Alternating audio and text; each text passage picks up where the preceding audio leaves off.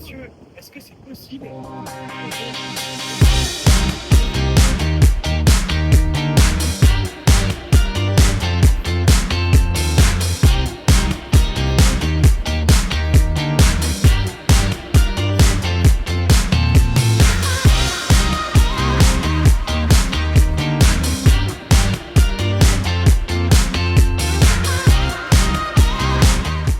So the Organization of Eastern Caribbean States is big on oceans. We are as large ocean states. We tend to be very interested in enhancing ocean literacy. And one of our programs is looking at just that. And we, at many of our events, tend to showcase two of our ocean literacy tools.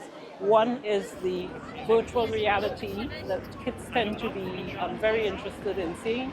It is a 360 video showing the impacts of pollution from the ridge of the island all the way out to the EEZ, basically out into the ocean. So the experience takes a plastic bottle all the way from the ridge and all the way out into the sea, and teaching the children that this is where it ends up if they throw it into the rivers or onto the streets, etc., if it is not disposed of properly.